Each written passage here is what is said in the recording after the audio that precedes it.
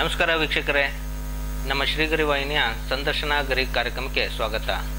ಈ ಸಂದರ್ಶನ ಗರಿಯಲ್ಲಿ ನಮ್ಮ ಸಮಾಜಕ್ಕೆ ಸಾಕಷ್ಟು ಕೊಡುಗೆಗಳನ್ನು ನೀಡ್ತಾ ಇರುವಂಥ ವಿಶೇಷ ವ್ಯಕ್ತಿಗಳನ್ನು ನಾವು ಸಂದರ್ಶನ ಮಾಡುವಂಥ ಕಾರ್ಯಕ್ರಮಗಳನ್ನ ಇಟ್ಕೋತಾ ಇದ್ದೀವಿ. ಈ ಕಾರ್ಯಕ್ರಮದಲ್ಲಿ ಈಗ ಶಿಕ್ಷಣಕ್ಕೆ ಆಗಿರ್ಬೋದು, ವಿದ್ಯೆಗಾಗಿರ್ಬೋದು, ಸಮಾಜಮುಖಿ ಕಾರ್ಯಕ್ರಮಕ್ಕಾಗಿರ್ಬೋದು, ಮಕ್ಕಳಿಗೆ ಆಗಿರ್ಬೋದು, ಆರೋಗ್ಯದಲ್ಲಾಗಿರ್ಬೋದು, ಕಾನೂನು, ಹೀಗೆ ಪ್ರತಿಯೊಂದು ವಿಭಾಗದಲ್ಲಿ ಸಮಾಜಕ್ಕೆ ಒಂದು ಕೊಡುಗೆ ಕೊಡ್ತಾ ಇರುವಂಥ ವ್ಯಕ್ತಿಗಳನ್ನು ನಾವು ಪರಿಚಯ ಮಾಡಿಸುವಂಥ ಒಂದು ಸಂದರ್ಶನ ಗರಿ ಕಾರ್ಯಕ್ರಮವನ್ನು ಮಾಡ್ತಾ ಇದ್ದೀವಿ. ಈ ಕಾರ್ಯಕ್ರಮಕ್ಕೆ ತಮ್ಮೆಲ್ಲರಿಗೂ ಸ್ವಾಗತಗಳು.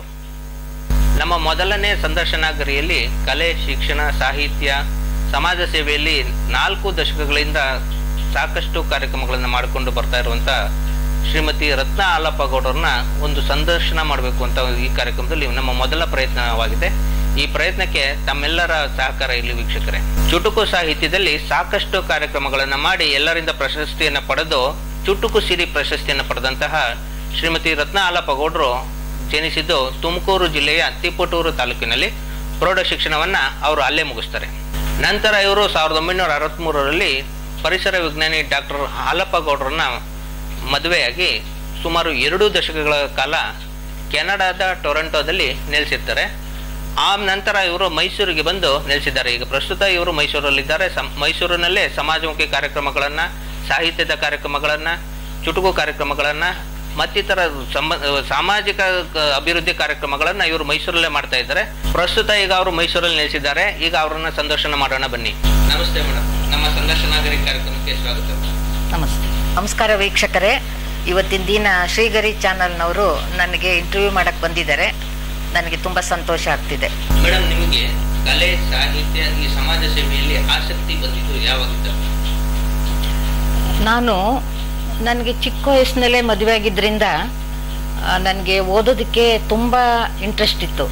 ಅದನ್ನು ನೋಡಿ ನಮ್ಮ ತಂದೆ ತಾಯಿಯವರು ಮತ್ತು ಅತ್ತೆ ಮಾವ ಮತ್ತು ನಮ್ಮ ಯಜಮಾನ್ರು ಎಲ್ಲರೂ ಮುಂದಕ್ಕೆ ಓದಿಸ್ಬೇಕು ಅಂತ ನನಗೆ ಪ್ರಾಮಿಸ್ ಮಾಡಿದ್ರು, ಓದಿಸ್ತೀವಿ ಅಂತಂದ್ಬಿಟ್ಟು.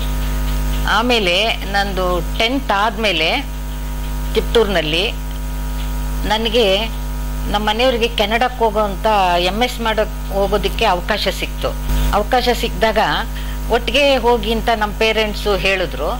ಆದರೆ ನಮ್ಮ ಮನೆಯವರು ಇಲ್ಲ, ನಾನು ಹೋಗ್ತೀನಿ, ಆಮೇಲೆ 3 months ಆದಮೇಲೆ ನಿಮ್ಮನ್ನು ಕರೆಸ್ಕೊಳ್ತೀನಿ ಅಂತ ಹೇಳಿ ಹೋದರು. ಆವಾಗ ಅವರು 1967ರಲ್ಲಿ ಕೆನಡಾಕ್ಕೆ ಹೋದರು MTech ಮಾಡೋದಕ್ಕೆ.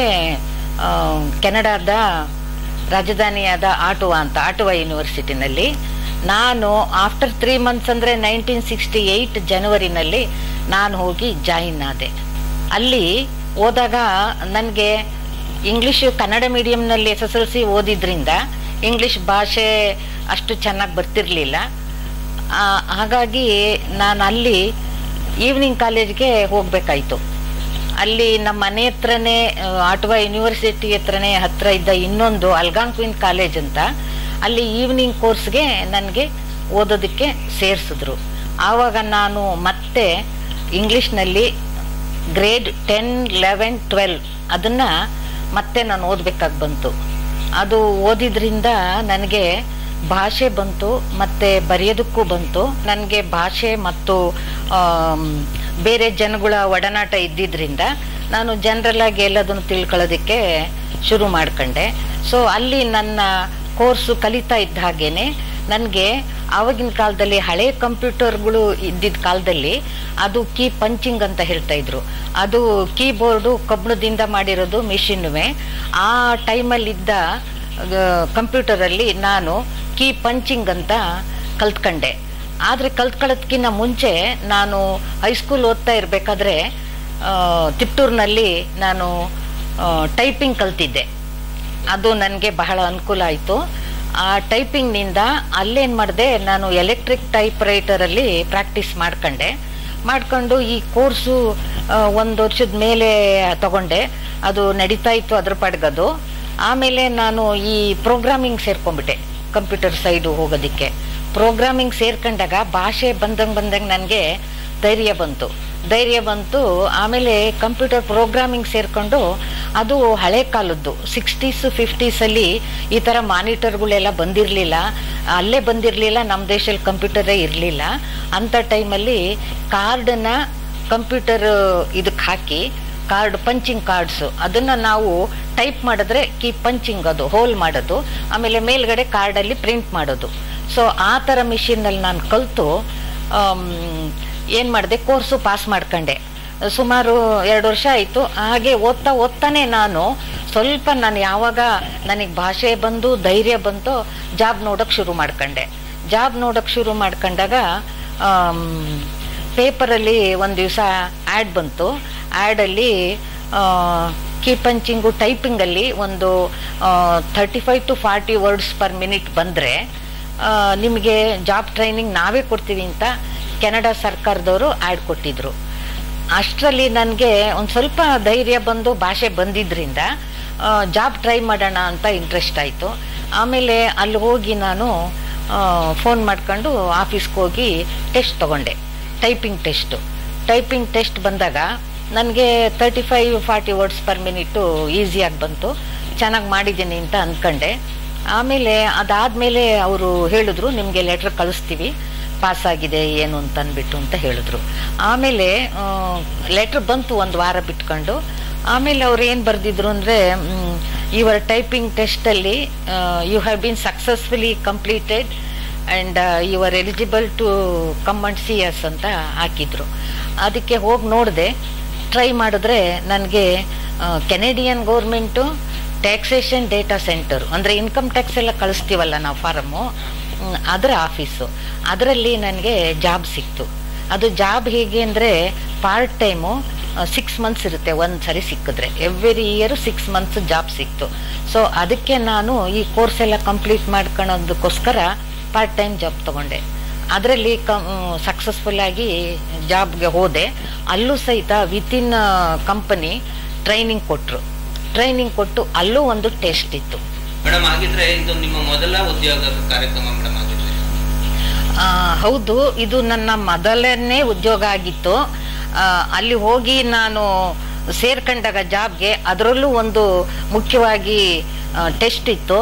ಆ ಟೆಸ್ಟ್ ಬಗ್ಗೆ ಹೇಳಬೇಕು ಅಂದರೆ ಬಹಳ ಸಂತೋಷ ಆಗುತ್ತೆ. ಹೇಗೆ ಅಂದರೆ ಅವರು ಫಸ್ಟ್ 2 ವೀಕ್ಸು ಟ್ರೈನಿಂಗ್ ಕೊಡ್ತಾರೆ, ಯಾವ ಥರ ರಿಯಲ್ ಜಾಬ್ ಮಾಡ್ತೀವಿ ಅಂತ ಅದನ್ನೆಲ್ಲ ತೋರಿಸ್ಕೊಟ್ರೆ ಅದನ್ನೆಲ್ಲ ಕಲ್ತ್ಕೊಂಡಾದ್ಮೇಲೆ ಒಂದು ಟೆಸ್ಟ್ ಕೊಡ್ತಾರೆ. ಆ ಟೆಸ್ಟಲ್ಲಿ ಪಾಸ್ ಆದರೆ ನಮಗೆ ಎಷ್ಟು ದಿವಸ ಗ್ಯಾರಂಟಿಯಾಗಿ ಕೆಲಸ, ಪ್ರತಿ ವರ್ಷನೂ ಕರೆಯೋದು ಏನು ಅಂತ ಹೇಳ್ತಾರೆ. ಆ ಟೆಸ್ಟಲ್ಲಿ ನಾನು ಹೋದೆ. ಟೆಸ್ಟಲ್ಲಿ ಇದು ಮಾಡಕ್ಕೆ ಕುತ್ಕೊಂಡಾಗ, ಟೈಪಿಂಗ್ ಮಾಡಕ್ಕೆ ಕುತ್ಕೊಂಡ, ಕೀ ಪಂಚಿಂಗ್ ಮಾಡಕ್ಕೆ ಕುತ್ಕೊಂಡಾಗ ಅದು ಏನು ಅಂದರೆ ಪೇ ರೋಲ್ ಸ್ಕೇಲ್ ಅಂತ. ಅದು ಬಿಲ್ ಗೇಟ್ ಅಂತ ಈಸ್ ಎ ಫೇಮಸ್ ಕಂಪ್ಯೂಟರ್ ಬಗ್ಗೆ ಓದಿರೋನವನು. Bill Gate that time he was living, ನಾವಲ್ಲಿದ್ದಾಗ. ಅವನು ಆಲ್ರೆಡಿ ಡಿಗ್ರಿ ಲೆವೆಲಲ್ಲಿ ಓದ್ತಾ ಇದ್ದ. ಅವನು ಕಂಡಿಡ್ದಿರೋ ಒಂದು ಪ್ರೋಗ್ರಾಮಿಂಗನ್ನ ನಮಗೆ ಟೆಸ್ಟ್ ಆಗಿ ಕೊಡ್ತಾರೆ. ಅದೇನು ಅಂದರೆ ಒಂದು 20-30 ಕಾರ್ಡ್ಸು ನಾವು ಮಿಷಿನ್ಗೆ ಹಾಕಿ ಅದನ್ನು ಟೈಪ್ ಮಾಡ್ತಾ ಇದ್ರೆ ಅದು ಮುಂದಕ್ಕೆ ಫೀಡ್ ಆಗಿ ಹೋಗ್ತಾ ಇರುತ್ತೆ. ಅದರಲ್ಲಿ ಮೇಲ್ಗಡೆ ಪ್ರಿಂಟು ಬರ್ತಾ ಇರುತ್ತೆ. ಸೊ ಅದು ಏನಾಗಿದೆ ಅಂದರೆ, ನಾನು ಮೊದಲನೇ ಪ್ರೀ ಟೆಸ್ಟು ಆಮೇಲೆ ರಿಯಲ್ ಟೆಸ್ಟ್ ಕೊಡ್ತಾರೆ. ಮೊದಲನೇ ಸರಿ ಕೊಟ್ಟಾಗ ಟೆಸ್ಟಲ್ಲಿ ಅಷ್ಟು ಕಾರ್ಡು ಒಂದೇ ಒಂದು ಡಿಜಿಟಿಂದ ಎಲ್ಲ ತಪ್ಪು. ಆಮೇಲೆ ಟ್ರೈನಿಂಗ್ ಕೊಟ್ಟಾಗ ಅದರಲ್ಲಿ ಮಾಡಬೇಕಾದ್ರೆ ಚೆನ್ನಾಗಿ ಮಾಡ್ತಿದ್ದೆ. ಅಲ್ಲಿದ್ದವ್ರು ಸೂಪರ್ವೈಸರು ನಾನು ಎದುರ್ಕೊಂಡಿದ್ದೇನೆ ಅಂತ ಗೊತ್ತಾಯ್ತು ಅವ್ರಿಗೆ. ಆಮೇಲೆ ನನಗೆ ಬಂದು ಧೈರ್ಯ ಹೇಳಿದ್ರು, ಟೇಕ್ ಇಟ್ ಈಸಿ ಅಂತ ಧೈರ್ಯ ಹೇಳಿದ್ರು. ಆಮೇಲೆ ಸೆಕೆಂಡ್ ಟೈಮ್ ರಿಯಲ್ ಟೆಸ್ಟ್ ಕೊಟ್ಟಾಗ ಅಷ್ಟು ಕಾರ್ಡೂ ಪಾಸು, ಯಾರೂ ಮಾಡಿಲ್ಲ ಆ ಯೂನಿಟಲ್ಲಿ, ನಂದೇ ಫಸ್ಟ್, ಒಂದು ತಪ್ಪಿಲ್ದಂಗೆ. ಸೊ ತಕ್ಷಣ ಇಮಿಡಿಯೇಟ್ಲಿ ಚೆನ್ನಾಗಿ ಮಾಡಿದ್ದೀರಾ ಅಂತ ಹೇಳಿ ನಾಳೆಯಿಂದ ಕೆಲಸಕ್ಕೆ ಬಂದುಬಿಡಿ ಅಂತ ಹೇಳಿದ್ರು. ಅದು ನಂದು ತುಂಬ ಇಂಟ್ರೆಸ್ಟ್ ಆಗಿತ್ತು ಜಾಬು. ಯಾಕೆಂದರೆ ನಾನು ಇಂಗ್ಲೀಷೇ ಗೊತ್ತಿರಲಿಲ್ಲ. ಕನ್ನಡ ಮೀಡಿಯಮ್ನಲ್ಲಿ ಏನು ಇಂಗ್ಲೀಷ್ ಇರುತ್ತೆ, ನಾವು ಕನ್ನಡ ಮೀಡಿಯಮ್ 10th ಪಾಸ್ ಆಗಿತ್ತು. ಅಲ್ಲೋಗಿ ಅಷ್ಟೆಲ್ಲ ಕಲ್ತ್ಕೊಂಡು ಬರೆದಿದ್ರು. ನಾನು ಒಂದು ಪೇಪರು ಪೆನ್ನು ತಗೊಂಡು ಇದು ಕಂಪ್ಯೂಟರ್ ಕೆಳಗಡೆ ಕನ್ನಡದಲ್ಲಿ ಬರ್ಕೊಂಡು ಹಾಗೆಲ್ಲ ನಾನು ಪ್ರಯತ್ನ ಮಾಡಿ ಅದನ್ನು ಅರ್ಥ ಮಾಡಿಕೊಂಡು ಟ್ರೈ ಮಾಡಿದೆ. ಬಟ್ ಅದು ಸಕ್ಸಸ್ ಆಯಿತು. ಅದನ್ನು ನಾನು ಹಿಂದಿರುಗಿ ನೋಡಲೇ ಇಲ್ಲ. ಎಷ್ಟೋ ಕಡೆ ಕೆಲಸ ಮಾಡಿದೆ, ತುಂಬ ಚೆನ್ನಾಗಿತ್ತು ಅಲ್ಲಿ ನಾನು ವರ್ಕ್ ಮಾಡಿದ್ದು. ಉದ್ಯೋಗದ ಜೊತೆಗೆ ನಿಮಗೆ ಸಾಹಿತ್ಯದ ಒಲವು ಯಾವಾಗ ಬಂತು? ಹಾಗೆ ಬಂದ ಉದ್ಯೋಗದ ಜೊತೆಯಲ್ಲೇ ಬಂತ? ಹೇಳಬೇಕು ಅಂದರೆ ನನಗೆ ಒಂದು ಸ್ವಲ್ಪ ಧೈರ್ಯ ಬಂತಲ್ವಾ, ಲ್ಯಾಂಗ್ವೇಜ್ ಬಂತು, ಆಮೇಲೆ ಜನಗಳ ಜೊತೆ ಮಾತಾಡೋಕ್ಕೆ ಧೈರ್ಯ ಬಂತು. ಸೊ ನಾನು ನಿಭಾಯಿಸ್ತೀನಿ, ನನಗೆ ಪರವಾಗಿಲ್ಲ, ನಾನು ಮ್ಯಾನೇಜ್ ಮಾಡ್ತೀನಿ ಅನ್ನೋ ಧೈರ್ಯ ಬಂತು. ಅದಕ್ಕೆ ನಾನೇನು ಮಾಡಿದೆ, ಇಲ್ಲೂ ಸಹಿತ ನಾನು ಕನ್ನಡ ಮೀಡಿಯಂ 10th ಓದ್ತಾ ಇರಬೇಕಾದ್ರೂ ಲೈಬ್ರರಿಗೆ ಹೋಗ್ತಾ ಇದ್ದೆ. ತುಂಬ ಕನ್ನಡ ಬುಕ್ಸು ಓದ್ತಾ ಇದ್ದೆ. ತ್ರಿವೇಣಿ ಬುಕ್ಸ್ ಎಲ್ಲ ಓದಿದ್ದೆ, ಶಾಂತಲ ಹಿಸ್ಟಾರಿಕ್ ಬುಕ್ಸ್ ಎಲ್ಲ ತುಂಬ ಓದ್ತಿದ್ದೆ. ಅದೇ ಥರ ನಾನು ಇಲ್ಲಿ ಹೋಗಿ ಲೈಬ್ರರಿಗೆ ಹೋಗಿ ಇಂಗ್ಲೀಷ್ ಬುಕ್ಸ್ ಯಾಕೆ ಓದಬಾರ್ದು ಅಂತ ಇಂಟ್ರೆಸ್ಟ್ ಬಂತು.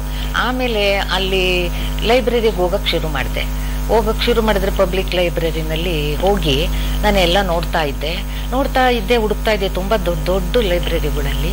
ನೋಡ್ತಾ ಇದ್ದರೆ ನನ್ನ ಕಣ್ಣಿಗೆ ಇಂದಿರಾ ಗಾಂಧಿ ಬುಕ್ ಕಾಣಿಸ್ತು. ಸೊ ಇಂದಿರಾ ಗಾಂಧಿ ನೋಡ್ತಿದ್ದ ಹಾಗೇನೆ ಆ ಬುಕ್ ಎತ್ಕೊಂಡ್ಬಿಟ್ಟೆ. ಅದು ಇಂಗ್ಲೀಷಲ್ಲಿತ್ತು, ಅದು ಎಷ್ಟು ಅರ್ಥ ಆಗುತ್ತೋ ಅಷ್ಟು ಅರ್ಥ ಆಗಲಿ, ನಾನು ಇದನ್ನು ಓದಬೇಕು ಅಂತ ಅಂದ್ಬಿಟ್ಟು ಅದನ್ನು ನಾನು ತಗೊಂಡೆ.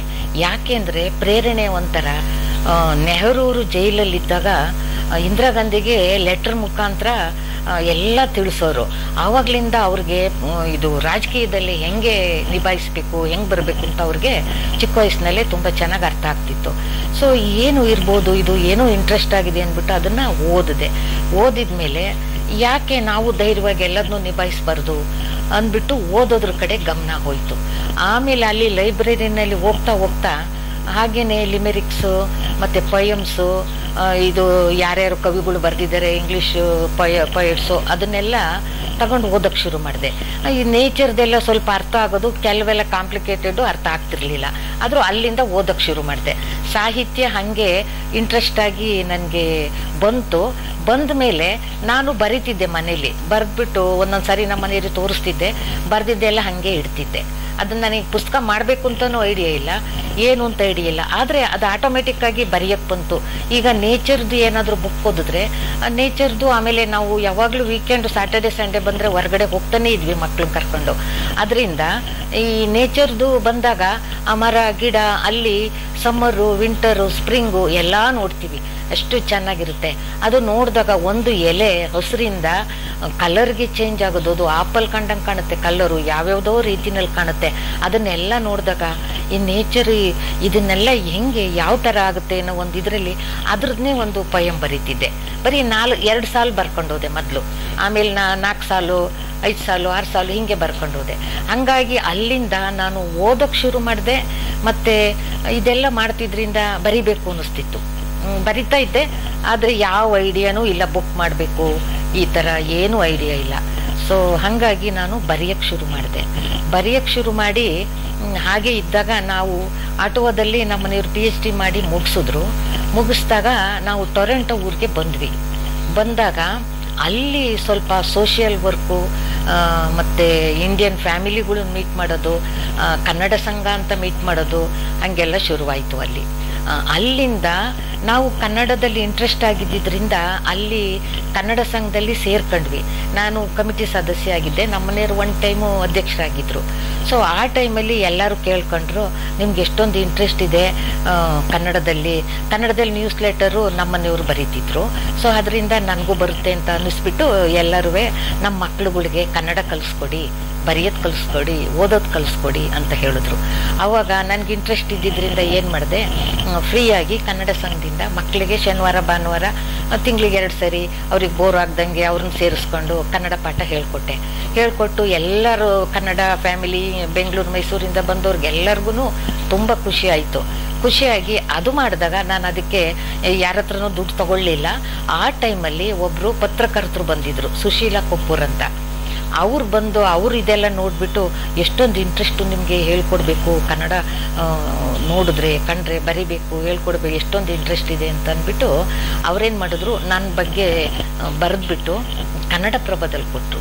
ಯಾವಾಗ ಅದು 70s ಕೊಟ್ಟರು. ಅದು ಇಲ್ಲಿ ಬಂದಾಗ ನನ್ನನ್ನು ಯಾರಾದರೂ ಮೀಟ್ ಮಾಡಿದ್ರೆ, ನಮ್ಮ ಸಂಬಂಧಿಕರಾಗಲಿ ಯಾರಾದ್ರು ಗೊತ್ತಿರೋರು ಮೀಟ್ ಮಾಡಿದ್ರೆ, ನೀನೇನಮ್ಮ ಆ ದೇಶದಲ್ಲಿ ಕನ್ನಡ ಹೇಳ್ಕೊಡ್ತೀಯಾ, ನಿನ್ಗೆ ಎಷ್ಟೊಂದು ಇಂಟ್ರೆಸ್ಟು, ಒಳ್ಳೆ ಕೆಲಸ ಮಾಡ್ತಿದ್ಯಾ ಅಂತ ಆವಾಗ ಹೇಳ್ತಾ ಇದ್ರು. ಮೇಡಮ್, ನೀವು ವಿದೇಶದಲ್ಲಿದ್ದಾಗ ನಮ್ಮ ಕನ್ನಡ ಕಾರ್ಯಕ್ರಮಗಳು ಹೇಗಿದ್ದವು, ಅದರಲ್ಲಿ ಕೆಲವೊಂದು ಘಟನೆಗಳು, ಈಗ ನೀವು ಅಲ್ಲಿ ಹೊರನಟ ರಾಜ್ಕುಮಾರ್ ಅವರು ನಿಮ್ಮ ಮನೆಗೆ ಬಂದಿದ್ರು ಅಂತ ಹೇಳಿದ್ದು ಅಂತ ಇದ್ರಿ, ನೀವು ಇದ್ರ ಬಗ್ಗೆ ಒಂದಷ್ಟು ಮಾಹಿತಿ ಕೊಡ್ಬೋದಾ? ಡೆಫಿನೆಟ್ಲಿ ಕೊಡ್ತೀನಿ. ನಾವು ಅಲ್ಲಿ ನೆಲೆಸಿದ್ದಾಗ ನಮಗೆ ಕನ್ನಡ ಇಂಟ್ರೆಸ್ಟ್ ಇದ್ದಿದ್ದರಿಂದ ಕನ್ನಡ ಸಂಘ ಟೊರೆಂಟೊ ಅಂತ ಇತ್ತು. ಅದಕ್ಕೆ ನಾವು ಹೋಗೋದಕ್ಕೆ ಶುರು ಮಾಡಿ ಎಷ್ಟೋ ಜನ ಕನ್ನಡಿಗರನ್ನು ಮೀಟ್ ಮಾಡಿದ್ವಿ.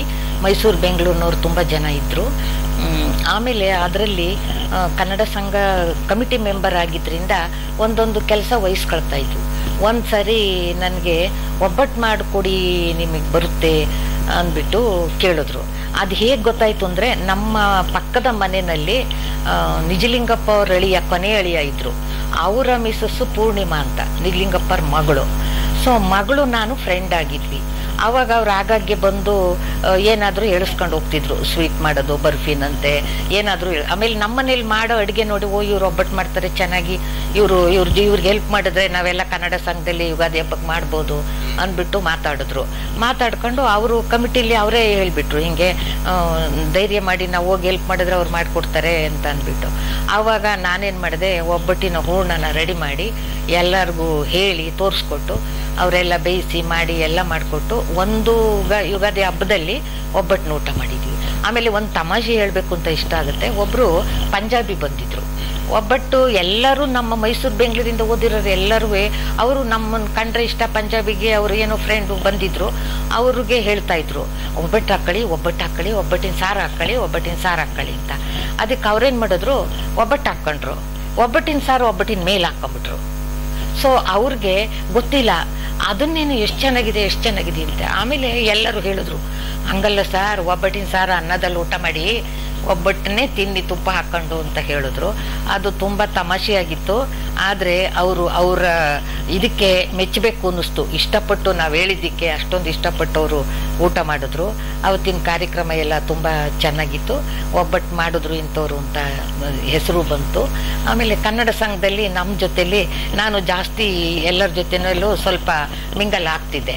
ಏನು ಅಂದರೆ ಎಕ್ಸ್ಚೇಂಜ್, ಏನು ಅಂದರೆ ಅವರಿಂದ ನಾವು ಕಲಿಯೋದು, ಅವರಿಂದ ನಮ್ಮಿಂದ ಅವ್ರು ಕಲಿಯೋದು, ಈ ಥರ ಎಲ್ಲ ಇತ್ತು.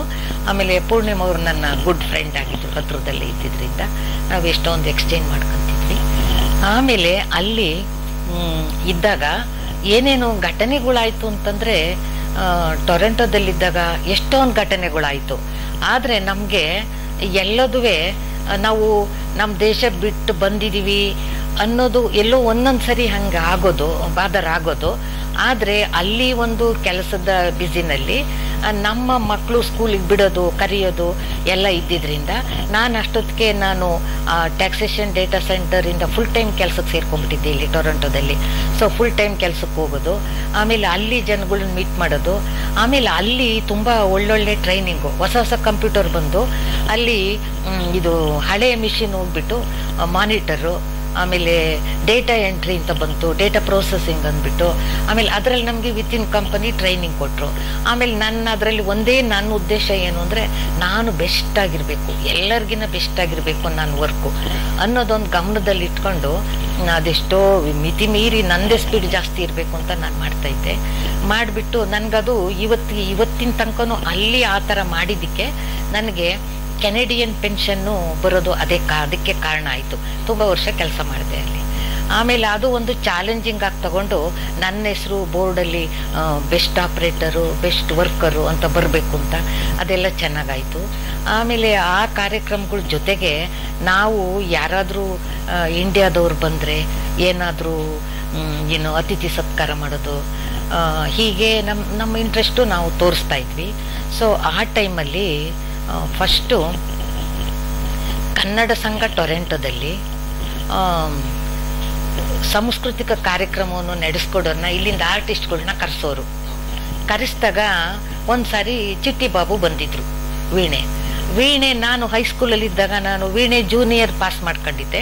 ನನಗೆ ತುಂಬ ಇಂಟ್ರೆಸ್ಟು ವೀಣೆ ಅಂದರೆ, ಸಂಗೀತ ಅಂದರೂ ಇಂಟ್ರೆಸ್ಟು. ಸೊ ವೀಣೆ ಪಾಸ್ ಮಾಡ್ಕೊಂಡಿದ್ರಿಂದ ಒಬ್ಬರು ಲಕ್ಷ್ಮೀ ವೆಂಕಟರಾಮನ್ ಅನ್ನೋರು ನಮ್ಮ ಮನೆ ಹತ್ರ ಇದ್ರು, ನಮ್ಮ ಫ್ರೆಂಡ್ ಆಗಿದ್ರು. ಅವರು ವೀಣೆ ನುಡಿಸ್ತಾ ಇದ್ರು, ಲಕ್ಷ್ಮೀ ಅನ್ನೋರು. ಸೊ ನಾವಿಬ್ರು ಸೇರ್ಕೊಂಡು ಕಾರ್ಯಕ್ರಮಕ್ಕೆ ಬಂದಿದ್ರು ಅಲ್ಲಿ ಕನ್ನಡ ಸಂಘದಲ್ಲಿ. ಆದರೆ ಅವರನ್ನ ನಮ್ಮನೆಗೆ ಬನ್ನಿ ಅಂತ ಕರೆದ್ಬಿಟ್ಟು, ಅವರು ಕರೆದ್ರೆ ಅವರು ನಾವು ಅಷ್ಟರಲ್ಲಿ ಮನೆ ತಗೊಂಡಿದ್ವಿ ಟೊರೆಂಟೋದಲ್ಲಿ. ಸೊ ಬೇಡಿ, ನಿಮ್ಗೆ ಅಪಾರ್ಟ್ಮೆಂಟಲ್ಲಿ ಸರಿ ಹೋಗಲ್ಲ, ನಮ್ಮ ಮನೆಗೆ ಕರೆದು ಬಿಡೋಣ ಅಂದ್ಬಿಟ್ಟು ಅವ್ರನ್ನ ಕರೆದು ಅವರಿಗೆ ತಿಂಡಿ ಊಟ ಎಲ್ಲ ಮಾಡಿ ಅತಿಥಿ ಸತ್ಕಾರ ಮಾಡಿ ಅವರ ವೀಣೆ ಕೇಳಿಸ್ಕೊಂಡು ಅವರ ಟೆಕ್ನಿಕ್ ಎಲ್ಲ ಕೇಳಿಸ್ಕೊಂಡು ಅವ್ರು ಒಂದ್ಸರಿ ವೀಣೆ ತಂತಿಲಿ ಒಂದು ಇದರಲ್ಲಿ ಕೈ ನುಡಿಸಿದ್ರೆ ಅಷ್ಟು ಚೆನ್ನಾಗಿ ಎಲ್ಲ ನಾದಗಳನ್ನು ಬರ್ಸೋರು. ಸೊ ಅದು ನನಗೆ ತುಂಬ ಖುಷಿ ಕೊಡ್ತು. ಅದೇ ಥರ ಇನ್ನೂ ಎಷ್ಟೋ ಜನ ಬಂದರು, ಆದರೆ ಚಿಟ್ಟಿ ಬಾಬು ಬಂದಿದ್ದು, ಅವರನ್ನು ಮೀಟ್ ಮಾಡಿದ್ದು ನಮಗೆ ತುಂಬ ಖುಷಿ ಆಯಿತು. ಸರ್, ನಾವು ಅಲ್ಲಿದ್ದಾಗ ಡಾಕ್ಟರ್ ರಾಜ್ಕುಮಾರು ಅವರ ಗ್ರೂಪ್ನವರು ಅಮೇರಿಕಾ ಕೆನಡಾಕ್ಕೆ ಬರ್ತಾರೆ ಅಂತ ಸುದ್ದಿ ಗೊತ್ತಾಯಿತು. ಆ ಟೈಮಲ್ಲಿ ಪ್ರಭಾಕರ್ ಅನ್ನೋರು ಕನ್ನಡ ಸಂಘ ಟೊರೆಂಟೋದಲ್ಲಿ ಅಧ್ಯಕ್ಷರಾಗಿದ್ದರು. ಕೋಮಲ ಅನ್ನೋರು ಮೈಸೂರಿನವರು, ಪ್ರಭಾಕರ್ ಬೆಂಗಳೂರಿನವರು, ನಮ್ಮ ಗುಡ್ ಫ್ರೆಂಡ್ಸು. ಅವರು ಗೊತ್ತಾಗ್ತಿದ್ದಾಗೇ ಅವರು ಬಂದ್ಬಿಟ್ಟು ರಾಜ್ಕುಮಾರ್ ಫ್ಯಾಮಿಲಿನ ಇನ್ವೈಟ್ ಮಾಡಿದ್ರು. ಟೊರೆಂಟೋಗೆ ಬಂದರೆ ಕನ್ನಡ ಸಂಘ ಟೊರೆಂಟೋದಲ್ಲಿ ನೀವು ಸಂಗೀತ ಸಂಜೆ ಕಾರ್ಯಕ್ರಮ ಕೊಡಬೇಕು, ಆಮೇಲೆ ನಾವು ನಿಮಗೆಲ್ಲ ಅರೇಂಜ್ ಮಾಡ್ತೀವಿ ಅಂತ ಅಂದ್ಬಿಟ್ಟು ಅವರು ಇನ್ವೈಟ್ ಮಾಡಿದ್ರು. ಆಮೇಲೆ ಅವರು ಹಾಗೆ ಇದಕ್ಕೆ ಬರೋದು, ಅಮೆರಿಕಕ್ಕೆ ಕೆನಡಾಕ್ಕೆ ಬರೋದು ಅಂತ ಡಿಸೈಡ್ ಆಯಿತು. ಆವಾಗ ಅವರೇನು ಮಾಡಿದ್ದಾರೆ, ರಾಜ್ಕುಮಾರು ರಾಮಸ್ವಾಮಿಗಳಿಗೆ ವಿಷಯ ತಿಳಿಸಿದ್ದಾರೆ, ಈ ಥರ ಹೋಗ್ತಾ ಇದೆ. ಅಂದರೆ ಅವ್ರ ಫ್ರೆಂಡು ಬೆಂಗಳೂರಲ್ಲಿದ್ದಾರೆ ರಾಮಸ್ವಾಮಿಗಳು ಅಂತ ವಿಷಯ ತಿಳಿಸಿದ್ದಾರೆ. ಆ ರಾಮಸ್ವಾಮಿಗಳು ನಮ್ಮ ಮನೇಲಿ, ನಮ್ಮ ತಂದೆ ಮನೇಲಿ ಬಾಡಿಗೆ ಇದ್ದರು ಆವಾಗ. ಅವರು ಏನು ಹೇಳಿದ್ದಾರೆ, ಹೌದಾ, ತುಂಬ ಸಂತೋಷ, ನಮ್ಮನೆ ಓನರ್ ಮಗಳು ಅಲ್ಲೇ ಇದ್ದಾರೆ, ನೀವು ಎಲ್ಲೂ ಉಳ್ಕೋಬೇಡಿ, ಅವ್ರ ಮನೆಗೆ ಹೋಗಿ, ಅವರೆಲ್ಲ ನೋಡ್ಕೊತಾರೆ, ಅವರು ಗೊತ್ತಿದೆ ನನಗೆ, ಅವ್ರ ಫ್ಯಾಮಿಲಿ ತುಂಬ ಚೆನ್ನಾಗಿ, ಅವ್ರ ಮನೆಗೆ ಹೋಗಿ ನೀವು ಅವ್ರ ಜೊತೆಲಿ ಇರಿ ಅಂತ ಎಲ್ಲ ಹೇಳಿ ಕಳಿಸಿದ್ರು. ಅವರು ಜಾಸ್ತಿ ಹೇಳಿದರು. ಅವ್ರೇನು ಮಾಡಿದ್ರು, ರಾಜ್ಕುಮಾರ್ ಅವರು ಬಂದಾಗ ಕನ್ನಡ ಸಂಘ ಟೊರೆಂಟೋದಲ್ಲಿ ಕಾರ್ಯಕಾರಿ ಸಮಿತಿಯಲ್ಲಿ ನಾವು ಮಾತಾಡಿದ ಪ್ರಕಾರ ಎಲ್ಲರೂ ಯಾರ್ಯಾರ ಮನೇಲಿ ಇರೋದು, ಯಾರು ಕರ್ಕೊಂಡು ಹೋಗೋದು ಏರ್ಪೋರ್ಟಿಂದ ಅಂತ ಎಲ್ಲರನ್ನೂ ಅರೇಂಜ್ ಮಾಡಿದ್ದು. ಅದರಲ್ಲಿ ನಮಗೆ ರಾಜ್ಕುಮಾರ್ ಪಾರ್ವತಮ್ಮನವರು, ಅವ್ರ ತಾಯಿಯವರು, ಪಾರ್ವತಮ್ಮವ್ರ ತಮ್ಮ ಅನ್ನೋರು ನಮ್ಮ ಕಾರಲ್ಲಿ ನಮ್ಮ ಮನೆಯವರು ಕರ್ಕೊಂಬರೋದು ಅಂತ ಇತ್ತು. ಅವರು ಅದೇ ಥರ ಏರ್ಪೋರ್ಟಿಂದ ಕರ್ಕೊಂಬಂದರು. ಆವಾಗ ನನಗೆ ರಜಾ ಇಲ್ಲದೆ ಇದ್ದಿದ್ದರಿಂದ ನನ್ನ ಆಫೀಸಲ್ಲಿ ನಾನು ಕೆಲಸಕ್ಕೆ ಹೋಗಲೇಬೇಕಾಗಿತ್ತು. ಆಮೇಲೆ ಅಲ್ಲಿ ಮೊಬೈಲ್ ಇರಲಿಲ್ಲ ಆ ಟೈಮಲ್ಲಿ. ಆವಾಗ ಏನು ಮಾಡಿದ್ರು, ಬರ್ತಾರೆ, ಇಷ್ಟು ಗಂಟೆಗೆ ನೀನು ಆಫೀಸು ಇಂದ ಬಂದ್ಬಿಡು ಈಚೆಗೆ, ಅವಾಗ ಒಟ್ಟಿಗೆ ಕಾರಲ್ಲಿ ಮನೆಗೆ ಹೋಗೋಣ ಅಂತ ಹೇಳಿದರು. ಆಮೇಲೆ ಏರ್ಪೋರ್ಟಿಂದ ಅವ್ರನ್ನ ಕರ್ಕೊಂಬಂದರು, ನಮ್ಮ ಬಿಲ್ಡಿಂಗ್ ಮುಂದೆ ನಿಲ್ಲಿಸಿದ್ರು. ಆ ಬಿಲ್ಡಿಂಗು ಸುಮಾರು ಒಂದು 25 ಅಂತಸ್ತಿರೋ ಬಿಲ್ಡಿಂಗ್ ಅದು ಆಫೀಸು. ನಾನು 6ನೇ ಫ್ಲೋರಲ್ಲಿ ಕೆಲಸ ಮಾಡ್ತಿದ್ದೆ. ಆಮೇಲೆ ಗೊತ್ತಾಯಿತು, ಇದು ಮಾಡಿದ್ರು. ಆಮೇಲೆ ಬಂದೆ ನಾನು ಕೆಳಕ್ಕೆ, ಟೈಮ್ ನೋಡಿಕೊಂಡು ಬಂದರೆ ಆ ಟೈಮ್ಗೆ ಒಂದು 5 ನಿಮಿಷ ಹಿಂಗೆ ನೋಡ್ತಿದ್ದೆ, ಅಷ್ಟೊತ್ತಿಗೆ ಕಾರಲ್ಲಿ ಬಂದರು. ಅವರು ನೋಡ್ತಿದ್ದ ಹಾಗೇನೆ ನನ್ನನ್ನು ರಾಜ್ಕುಮಾರ್ ಅವರು ರಾಮಸ್ವಾಮಿಗಳು ಮುಕ್ಕಾಲು ಪಾಲು ಹೇಳಿದರು ನಮ್ಮ ಹೆಸರನ್ನ. ಅವ್ರೇನು ಮಾಡಿದ್ರು, ತಕ್ಷಣ ಕಾರಿಂದ ಅವರೇ ಇಳಿದ್ಬಿಟ್ಟು ನಮಸ್ಕಾರ ಅಂದರು. ಸೊ ಅದನ್ನು ನಾನು ಇವತ್ತು ಹೇಳ್ತಿದ್ದೀನಿ ಕ್ಯಾಮ್ರಾದ ಮುಂದೆ, ಯಾವತ್ತೂ ನಾನು ಯಾರ ಹತ್ರನೂ ಹೇಳಿರಲಿಲ್ಲ. ಅದೆಷ್ಟು ಆತ್ಮೀಯವಾಗಿ ಮಾತಾಡ್ಸಿದ್ರು ಅಂದರೆ ಅಷ್ಟು ನಮಗೆ ನೋಡ್ತಿದ್ದಾಗೇ ಎಷ್ಟು ಒಳ್ಳೆ ಇಂಪ್ರೆಷನ್ ಬಂತು. ಇಂಥ ದೊಡ್ಡ ವ್ಯಕ್ತಿನ ಇಷ್ಟು ಸುಲಭವಾಗಿ ನಾವು ನೋಡ್ತಿದ್ದೀವ ಅಂತ ಅನ್ನಿಸ್ತು. ಆಮೇಲೆ ಅವರು ಸಹಿತ ಅದೇ ಥರ ಇದ್ದರು ನಮ್ಮ ಜೊತೆ. ಆಮೇಲೆ ಕನ್ನಡ ಸಂಘ ಟೊರೆಂಟೋದಲ್ಲಿ ಸಂಗೀತ ಸಂಜೆ ಅಂತ ಕಾರ್ಯಕ್ರಮ ಅರೇಂಜ್ ಮಾಡೋದು. ಅದರಲ್ಲಿ ಎಮ್ಮೆ ಹಾಡು, ಆಮೇಲೆ ತುಂಬ ಚೆನ್ನಾಗಿರೋ ಹಾಡುಗಳನ್ನೆಲ್ಲ ಹಾಡೋದ್ರಲ್ಲಿ ಇವರೆಲ್ಲ ಅವ್ರ ಗ್ರೂಪಿಂದ ಬಂದಿದ್ದವರೆಲ್ಲರೂ ನಾನು ಎಲ್ಲಿರ್ತೀನೋ ಅಲ್ಲೇ ಬಂದು ನಾನು ನಮ್ಮ ಯಜಮಾನ್ ಇದ್ದಿದ್ದ ಕಡೆನೇ ಅವರು ಕೂತ್ಕೊಳ್ಳೋದು, ಮಾತಾಡೋದು ಎಲ್ಲ ಮಾಡ್ತಿದ್ರು. ಅದು ತುಂಬ ಸಂತೋಷ ಆಯಿತು, ಅಂಥ ದೊಡ್ಡ ವ್ಯಕ್ತಿಗಳು ನಮ್ಮ ಜೊತೆ ಒಡನಾಟ ಇಟ್ಕೊಂಡಿದ್ದಾರಲ್ಲ ಅಂತ. ಆಮೇಲೆ ಅವರು ಕಾರ್ಯಕ್ರಮ ಆದಾಗ ಎಲ್ಲರೂ ಹೋಗಿ ತುಂಬ ಜನ ನುಗ್ಗಿ ಫೋಟೋಗೆಲ್ಲ ಒಬ್ಬರ ಮೇಲೆ ಒಬ್ರು ಬಿದ್ದು ಫೋಟೋ ತೆಗೆಸ್ಕೊಂಡ್ರು. ನಾವು ಹೋಗಲಿಲ್ಲ, ಇರ್ತಾರೆ ನಿಧಾನಕ್ಕೆ ತಗೊಳ್ಳೋಣ ಅಂತ ಸುಮ್ಮನೆ ಇದ್ವಿ. ಆಮೇಲೆ ಸ್ಟೇಜ್ ಮೇಲೆ ಪಾರ್ವತಮ್ಮರು ಮತ್ತು ಉದಯಶಂಕರು ಎಲ್ಲರೂ ಅವ್ರ ಕಡೆಯವರೆಲ್ಲರೂ ಬನ್ನಿ ಮೇಡಮ್ ನೀವು ಫೋಟೋಗೆ ಬರಲಿಲ್ಲ ಅಂತ ಕರೆದು ಒಂದು ಫೋಟೋ ತೆಗೆಸಿದ್ರು. ಆಮೇಲೆ ಅದು ತುಂಬ ಸಂತೋಷ ಆಯಿತು. ಆಮೇಲೆ ನಮ್ಮ ದೊಡ್ಡ ಮಗಳು ರಾಜ್ಕುಮಾರ್ಗೆ ಫ್ಲವರ್ ಬೊಕ್ಕೆ ಕೊಟ್ಟಳು. ಅದು ತುಂಬಾ ಖುಷಿ ಆಯಿತು ಅವ್ರಿಗೆ.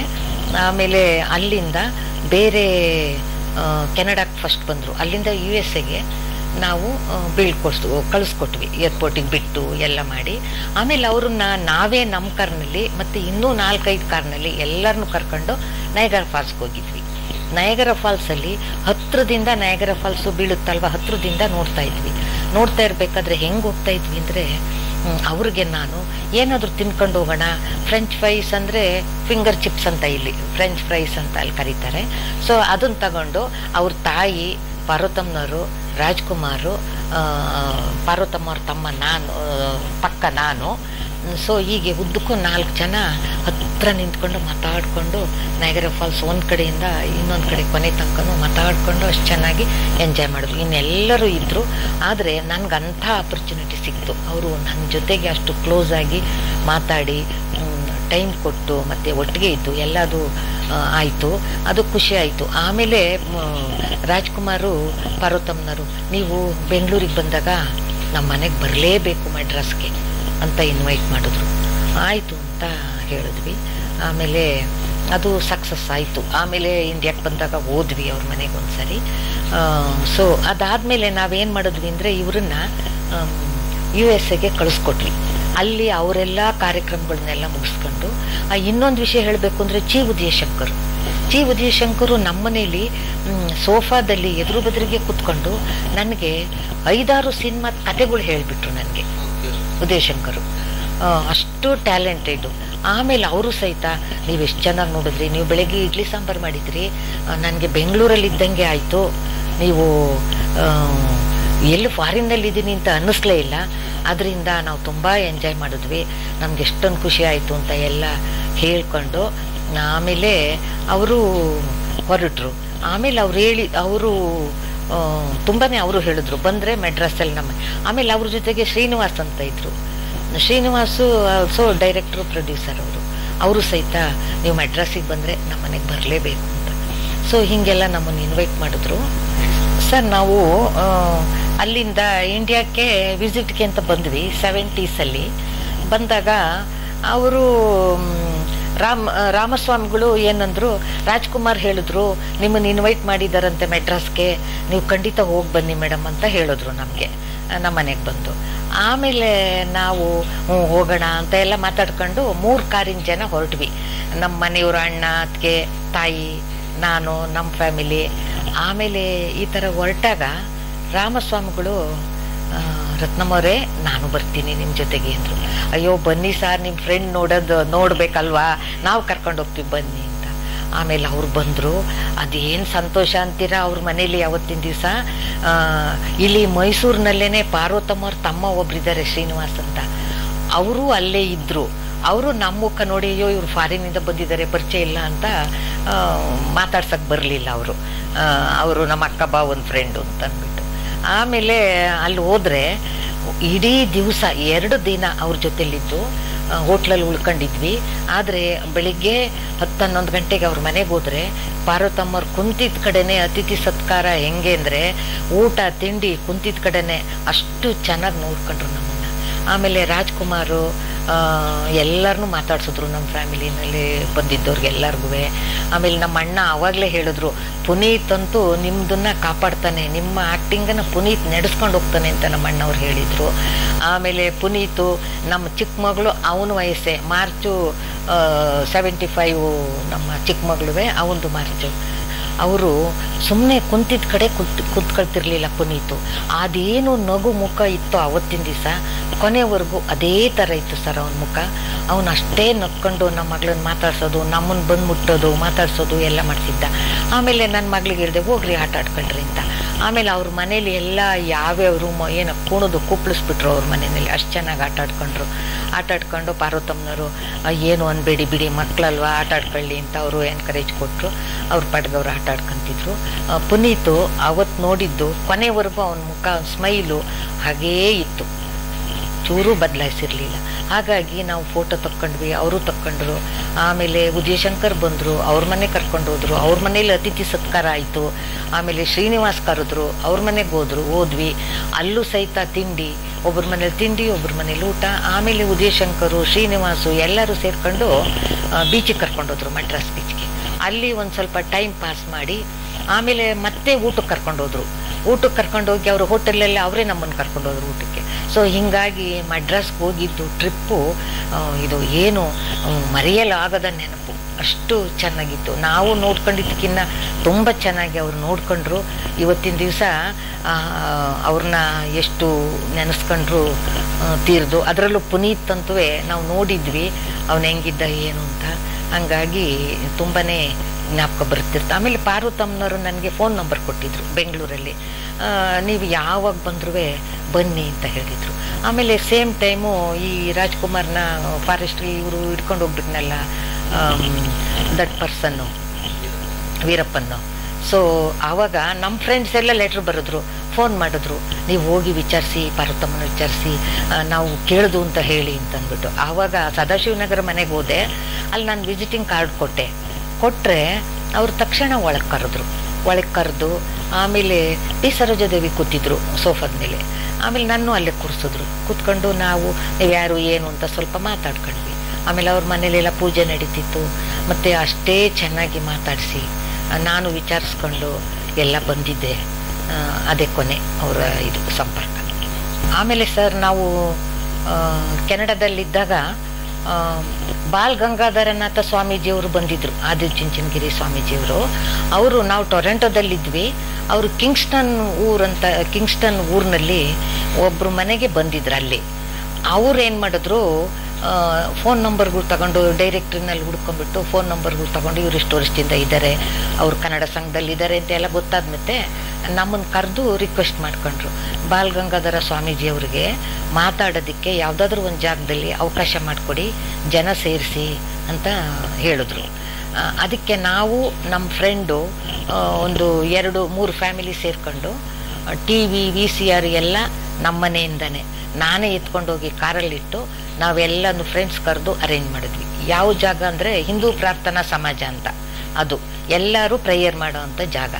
ಅಲ್ಲಿ ಹೋದಾಗ ಬಾಲ್ ಗಂಗಾಧರ ಸ್ವಾಮೀಜಿಯವರು ಕೆಸೆಟ್ ತೊಗೊಂಬಂದಿದ್ರಲ್ಲ, ಅದನ್ನು ಪ್ಲೇ ಮಾಡಿ ತೋರಿಸಿ ಆಮೇಲೆ ಅವರು ಮಾತಾಡಿದ್ರು ಯಾವುದು ಆದಿಚುಂಚನಗಿರಿ ಬಗ್ಗೆ.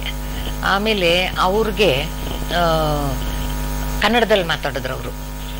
ಅದಕ್ಕೆ ನಮ್ಮವರೇ ಆದ ಒಬ್ಬರು ಯಾವ ದಾವಣಗೆರೆನವರು, ಅವರು ಇದು ಹಿಂದಿನಲ್ಲಿ ಟ್ರಾನ್ಸ್ಲೇಟ್ ಮಾಡಿದ್ರು ಜನಗಳಿಗೆಲ್ಲ.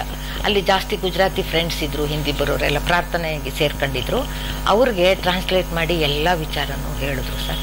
ಅದು ಒಂದು ತುಂಬ ಒಳ್ಳೆಯ ಕೆಲಸ ಅಂತ ನಾನಾದರೂ ಅಂದ್ಕೊಂಡಿದ್ದೀನಿ. ಯಾಕೆಂದರೆ ಸ್ವಾಮೀಜಿಯವರು ಇಲ್ಲಿ ಮಠದ ಸ್ವಾಮೀಜಿಯಾಗಿ ಎಷ್ಟೋ ಜನಕ್ಕೆ ವಿದ್ಯೆ ದಾನ ಮಾಡಿದಂಥವ್ರು. ಅವ್ರ ಕೆಲಸ ಅಲ್ಲಿ ನಮಗೆ ಸ್ವಲ್ಪ ಮಾಡೋದಕ್ಕೆ ಅವಕಾಶ ಸಿಕ್ತು. ಆಮೇಲೆ ಅವ್ರನ್ನ ಸೇಫಾಗಿ ಕಿಂಗ್ಸ್ಟನ್ಗೆ ಅವರ ಮನೇಲಿ ಉಳ್ಕೊಂಡಿದ್ರು. ಇನ್ನೊಬ್ಬರ ಮನೇಲಿ ಅವರು ಮಂಡ್ಯ ಕಡೆಯವರು, ಅವ್ರ ಮನೆಗೆ ನಾವು ಕಳಿಸ್ಕೊಟ್ವಿ. ತುಂಬ ಚೆನ್ನಾಗಿತ್ತು ಅವ್ರು ಮಾತಾಡಿದ್ದು, ಅವ್ರ ವಿಚಾರ ಎಲ್ಲ ನಾವು ತಿಳಿಸ್ಕೊಟ್ವಿ ಎಲ್ಲರಿಗೂ. ಸೊ ಹೀಗಾಗಿ ಕಳಿಸ್ಕೊಟ್ವಿ. ಆಮೇಲೆ ಎಷ್ಟೋ ವರ್ಷ ಆದಮೇಲೆ ಇಲ್ಲಿ ಬಂದ ಮೇಲೆ ಬಾಲ್ ಗಂಗಾಧರ ಸ್ವಾಮೀಜಿಯವರು ನಮ್ಮನೆಯವ್ರನ್ನ ಗುರುತಿಸಿ, ನೀವು ನಮ್ಗಲ್ಲಿ ಇದು ಹೆಲ್ಪ್ ಮಾಡಿದ್ರಿ, ನಿಮ್ಮ ಕುಟುಂಬ ಸಮೇತ ಆದಿಚುಂಚನಗಿರಿ ಬನ್ನಿ ಅಂತ ಇನ್ವೈಟ್ ಮಾಡಿದರು. ಆದರೆ ನಮ್ಮನೆಯವರು ಕಾಲೇಜಿಂದ ಹೋಗ್ತಾ ಇದ್ರು, ನನಗೆ ಮತ್ತೆ ನೋಡೋಕ್ಕೆ ಅವಕಾಶ ಸಿಗಲಿಲ್ಲ. ಹೋಗಿದ್ದು ಒಂದು ಸಾರಿ, ಅವರು ಬೆಂಗಳೂರಿಗೆ ಹೋಗ್ಬಿಟ್ಟಿದ್ರು, ಹಂಗಾಗಿ ಹೋಗೋಕ್ಕಾಗಲಿಲ್ಲ.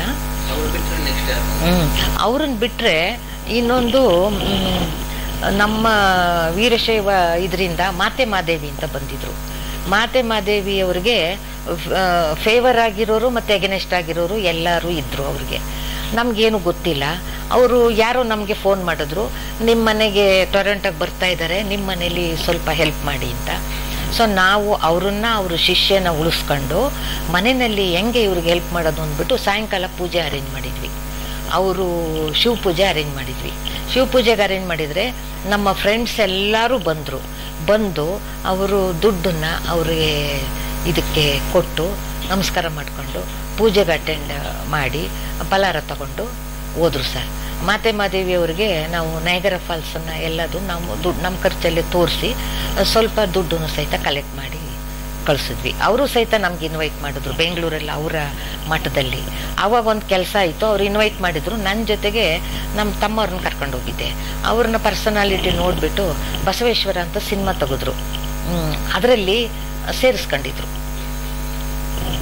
ಅದೊಂದು ನಿಜಗುಣಮೂರ್ತಿ ಅಂತ ರಿಟೈರ್ಡ್ ಹೈಸ್ಕೂಲ್ ಟೀಚರು. ಸೊ ಅದೊಂದು ಒಳ್ಳೆಯದು. ಆದರೆ ಸಿನಿಮಾ ಹಿಟ್ಟಾಗಲಿಲ್ಲ, ಯಾಕೆಂದರೆ ಜಾತಿವಾದಿ ಇದೇನೋ ಬಂದ್ಬಿಡ್ತು, ಅಷ್ಟೊಂದು ಹಿಟ್ಟಾಗಲಿಲ್ಲ. ಬಟ್ ಇವನು ತುಂಬ ಚೆನ್ನಾಗಿ ಮಾಡಿದ್ದ. ಆರತಿ ಇದ್ದರು, ಬಸವೇಶ್ವರನ್ ಪಾರ್ಟ್ ಬೇರೆಯವರು ಯಾರೋ ಮಾಡಿದರು. ಇವನು ಬಸವಣ್ಣವರ ತಂಗಿ ಯಜಮಾನ್ರ ಪಾತ್ರ ಮಾಡಿದ್ದ, ತುಂಬ ಚೆನ್ನಾಗಿತ್ತು. ಅದೊಂದು ಅವ್ರಿಗೆ ಅವಕಾಶ ಸಿಕ್ತು. ಆಮೇಲೆ ಕಾಂಟ್ಯಾಕ್ಟ್ ಮಾಡ್ತಾಯಿದ್ರು, ನಾವು ಹೋಗ್ತಾ ಇದ್ವಿ ಅಷ್ಟೇ. ಆಮೇಲೆ 2 ದಶಕಗಳ ಮುಗಿದ ಮೇಲೆ ನಿಮ್ಮ ಮೈಸೂರಿಗೆ ಹೌದು ಸರ್, 2 ದಶಕ ಬಂದ್ವಿ.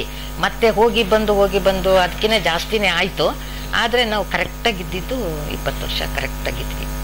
ಯಾವಾಗಲೂ 2 ವರ್ಷಕ್ಕೊಂದ್ಸರಿ ವಿಸಿಟ್ ಬರ್ತಿದ್ವಿ. ಆಮೇಲೆ ಅಲ್ಲೇ ಸ್ಟೇಬಲ್ ಆಗಿ ಅಲ್ಲೇ ಇದ್ವಿ. ಆಮೇಲೆ ಬಂದ್ವಿ.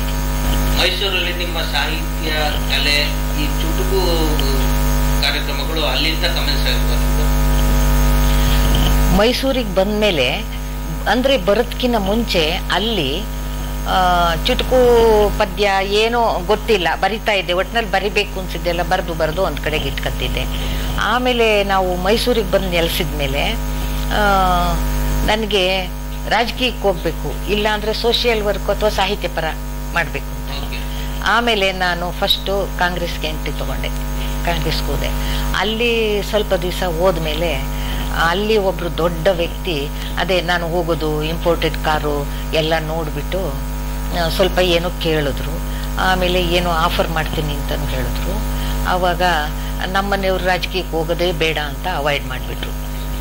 ಈ ಸೋಷಿಯಲ್ ವರ್ಕು ಮತ್ತು ಈ ಸಾಹಿತ್ಯ ಪರ ಕೆಲಸ ಏನಾದರೂ ಮಾಡ್ಕೊಂಡಿರೋ ಅದೆಲ್ಲ ಬೇಡ ಅಂತ. ಆಮೇಲೆ ಅದಕ್ಕೆ ಹೋಗಲಿಲ್ಲ. ಆದರೂ ಬಿಡದೆ ಇನ್ನೊಂದ್ಸರಿ BJPಗೆ ಹೋದೆ, ಅಲ್ಲೂ ಒಂದು ಸ್ವಲ್ಪ ಕೆಲಸ ಮಾಡಿದೆ. ಮತ್ತು ಅದೂ ಬಿಟ್ಟಾಕ್ತೆ.